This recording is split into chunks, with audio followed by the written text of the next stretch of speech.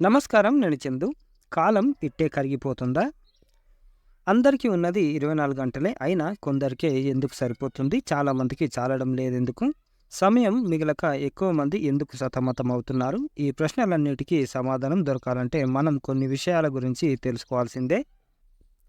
విద్యార్థులు అయినా, అభ్యర్థులైనా ఎగ్జామ్స్‌కి ప్రిపేర్ అయ్యేవాళ్ళు ప్రతిరోజు చేయాల్సిన పనులు చాలానే ఉంటాయి. ఉదయాన్నే తరగతులకు హాజరు కావాలి. ఆ తర్వాత చాలామందికి ట్యూషన్‌లుంటాయి. అవి కూడా పూర్తయిన తర్వాత మళ్ళీ కాసేపు చదువుకొని నిద్రపోతుంటారు. ఇవే కాకుండా ఆటపాటలు, సినిమాలు, స్నేహితులతో షికారులు, సోషల్ మీడియాలో బిజీగా గడపడం లాంటివి ఉండనే ఉంటాయి. చేయాల్సిన పనులెన్నో ఉన్నా సమయం వృధా కాకుండా ఉండాలంటే అనుసరించాల్సిన మెలకువలు తెలుసుకుందాం.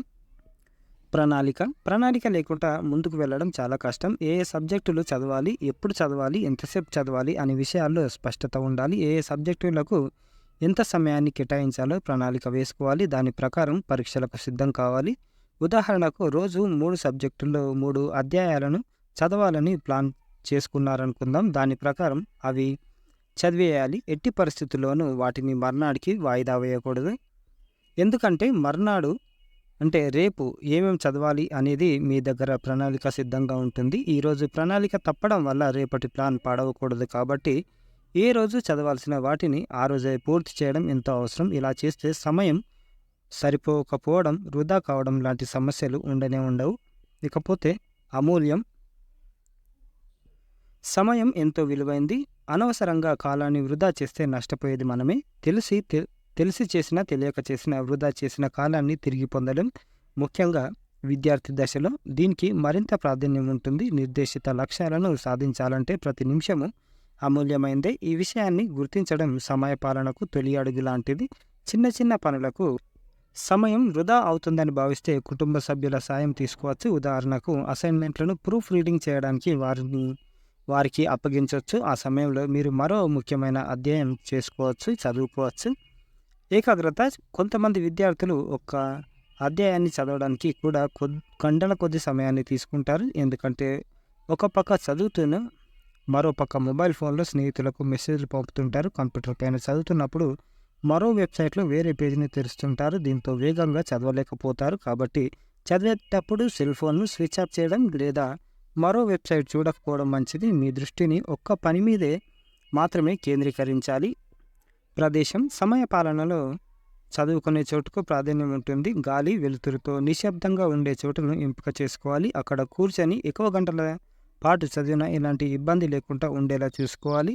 మంచం లేదా సోఫా మీద కూర్చొని చదివితే నిద్ర రావచ్చు. చదవడానికి కుర్చీ, టేబుల్ను ఉపయోగిస్తే మంచిది. ఎదురుగా గడియారాన్ని అమర్చుకోవాలి. ఇలా చేయడం వల్ల ఏ సబ్జెక్టుకు ఎంత సమయాన్ని వినియోగిస్తున్నారో స్పష్టంగా తెలుస్తుంది. చదివేటప్పుడు ముఖ్యమైన పాయింట్లను హైలైట్ చేయడానికి వీలుగా పెన్ను లేదా మార్కరు అందుబాటులో పెట్టుకోవాలి. అవసరమయ్యే వస్తువుల కోసం పదే పదే వేరే గదిలోకి వెళ్ళాల్సిన అవసరం రాకూడదు. ఇలా చేసిన సమయం వృధా అవుతుంది. చదివే చోటును తరచూ మార్చకూడదు. ఒక రోజు ఒక చోట కూర్చొని చదవడం వల్ల అక్కడికి వెళ్ళగానే చదవాలని మూడ్లోకి వెళ్ళిపోతారు. ఇతర విషయాలేమీ మీకు గుర్తుకు రావు.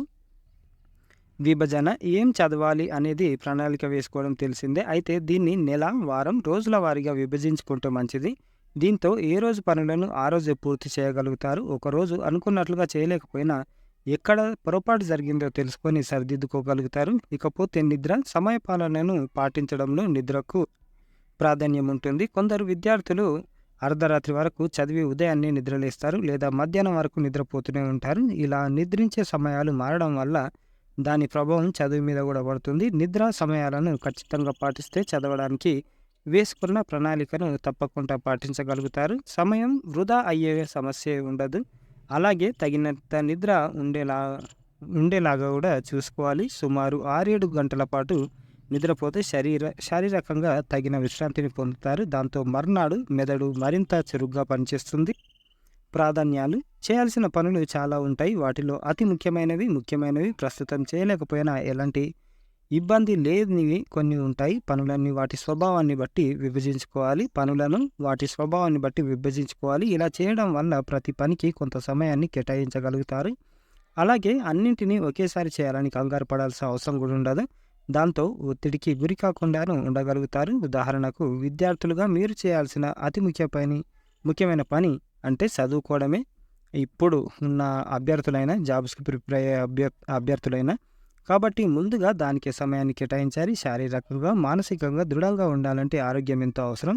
దానికోసం వ్యాయామం గూడా చేయాలి. అంటే వ్యాయామము ముఖ్యమైనదే కాబట్టి దీనికి తగినంత సమయాన్ని కేటాయించగలగాలి. స్నేహితులతో బయటకు వెళ్ళడం, సినిమాలు, సోషల్ మీడియాలో చురుగ్గా ఉండడం ఇలాంటివన్నీ వేసవి సెలవులను గూడా చేసుకోవచ్చు. అలాగే వీటిని వాయిదా వేయడం వల్ల ఎలాంటి నష్టం గూడా జరగదు కాబట్టి వీటిని పరీక్షల తర్వాత చేసినా ఎలాంటి సమస్య ఉండదు. ఇది ఈ రోజుకి సంబంధించిన ఆర్టికల్. మీకు ఎంతో కొంతవరకైతే హెల్ప్ అయింది అని అనుకుంటున్నా. జాబ్స్‌కి ప్రిపేర్ అయ్యే వాళ్ళకి.